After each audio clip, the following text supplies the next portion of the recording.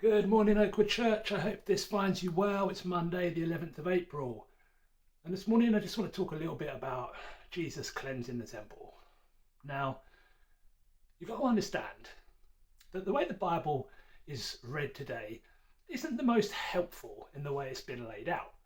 If you think about the way a story kind of operates, you get the first event, then the second event, then the third event, and then the fourth event, and then you get the culmination of the story at the end. But that's not how the Old Testament is presented to us in our Christian scriptures. It's more presented like a reference library. So you put all the history here, all the prophecy here, all the wisdom over here. And in our Bible, the last book of the Old Testament is the book of Malachi. And if you read the book of Malachi, right at the end, it talks about the great and terrible day of the Lord, and how God is going to come and strike down the unrighteous, and the people of God are going to trample the sinners underfoot. And so the end of the Bible, the end of the Hebrew scriptures, finishes on a curse. But in the Tanakh, in the Jewish scriptures, the last canonical book of the Old Testament is the book of Second Chronicles. Because from a historical perspective, that is the last thing that really happens.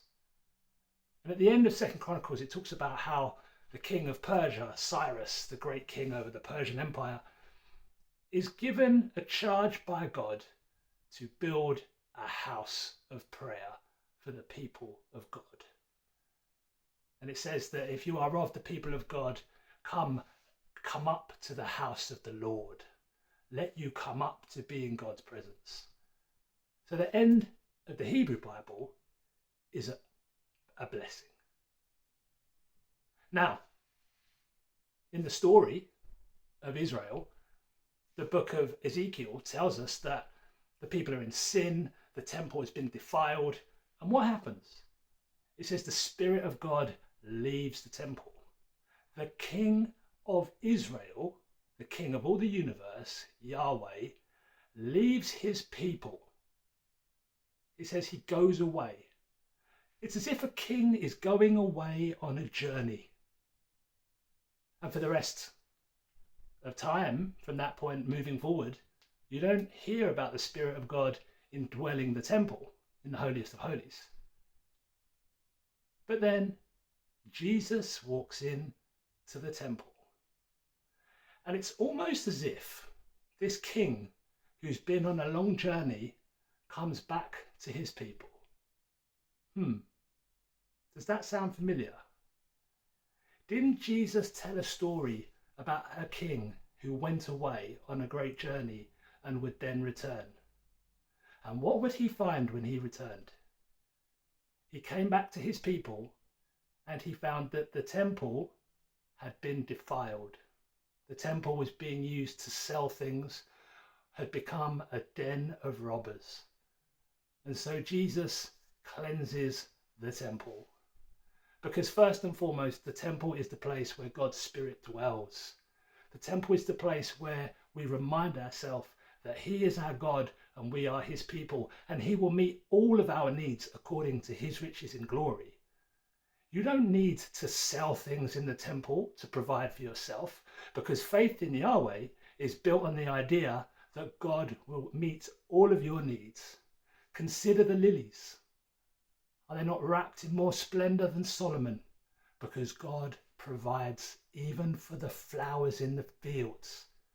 That's what it means to be a creation of Yahweh, that he would be our God and we would be his people. And yet these people are in the temple selling sacrifices, selling things to get ahead, selling things to meet their own needs. The house of God has become a place where they can indulge their own fantasies, where they can get from God what they want without God's involvement at all. They're using the house of God to meet their own ends because they do not have faith that God himself would be enough to meet those ends. Is there a story for us in that?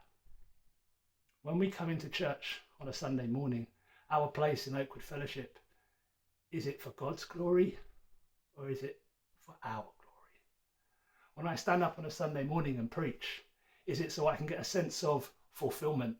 When people come up and say, wonderful sermon, brother, well done, great, and I get a nice little ego boost, and I get a sense of meaning, and I find a sense of identity and purpose in what I have done, in providing for myself, using God's house as a place where I can bolster my own ego. Have we turned God's house into a den of robbers, Oakwood? Ask yourself, are you here for his glory, or are you here for yours? Because to be holy simply means to be set apart for his plans and his purposes, and to have faith that his way is the right way. May you know his grace and peace this day. Amen.